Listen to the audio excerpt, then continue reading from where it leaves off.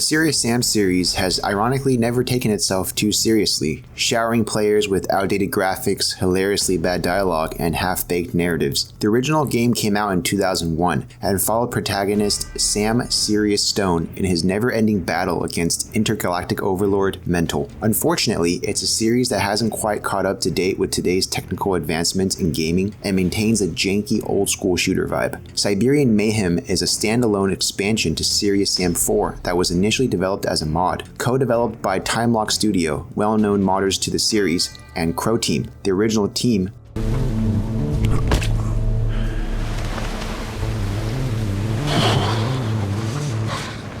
behind Serious Sam. In this iteration, Sam stumbles upon the frigid wastelands of Russia to catch up with the traitorous General Brand, a major character and antagonist in Serious Sam 4. This expansion includes 5 chapters that can be completed in under 2 hours, depending on the difficulty level. Unfortunately, the difficulty becomes artificially higher throughout the campaign, unloading unlimited streams of alien monsters at you that will kill you more times than you'd like to retry. There is replayability though, considering each level contains optional side objectives and ends with an arcade-esque point system that promotes retrying for a better score. The game can be played in co-op via multiplayer, so if you and a friend feel like teaming up against hordes of aliens, Siberian Mayhem has got you covered. The role-playing element from Serious Sam 4 returns with collectibles that grant points in a skill tree, unlocking abilities such as double wielding and faster reloads. Siberian Mayhem isn't afraid to throw swarms of reused enemy types at you ad nauseum, staying true to the classic Serious Sam formula, so much that you end up mindlessly shooting to progress through the narrative. The expansion introduces 4 new enemy types, but a few of them are reskins of existing enemy types from Serious Sam 4. These endless waves of baddies are often unavoidable because progression is blocked off until you kill every one of them.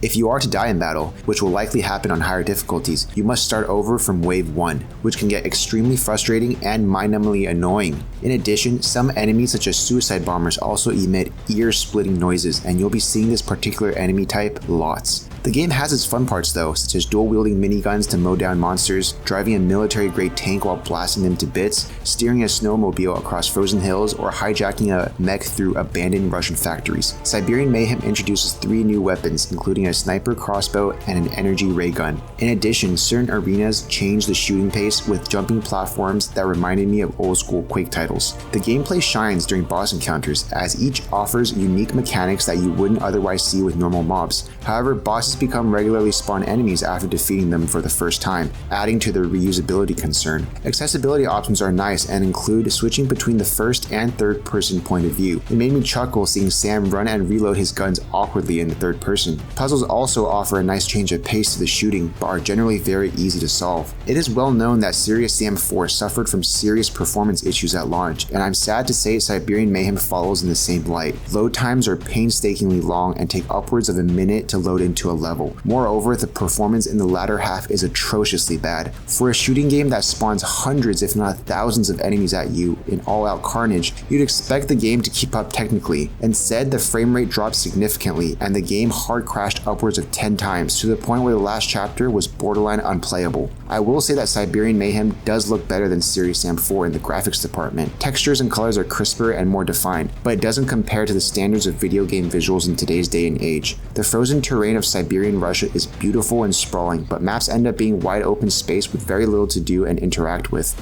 Siberian Mayhem introduces a few new gameplay elements and unfortunately plays like a snowy reskin of Serious Sam 4. That's to be expected though, considering it is an expansion to the base game. It doesn't reinvent the wheel of the classic Serious Sam formula, but that's okay. It can be fun at times if you're craving some mindless shooting with a buddy or two. The additional enemy types and weapons are appreciated, but the gameplay is still riddled with bugs and performance issues. Given that it's a standalone game priced at $20, I expected more content considering the full base game is priced only at $40. For the amount of content offered versus the price, I suggest playing Serious Sam 4 first, which has been patched up since launch and is usually on sale. However, if you're just craving more Serious Sam, well then, this game is for you. Noisy Pixel is giving Serious Sam Siberian Mayhem a 5.5 out of 10. Thanks for watching. Please read the full review at noisypixel.net. Noisy Pixel is run by a group of gamers who work hard to deliver news, reviews, previews, and more. Please subscribe to keep up with all our future content.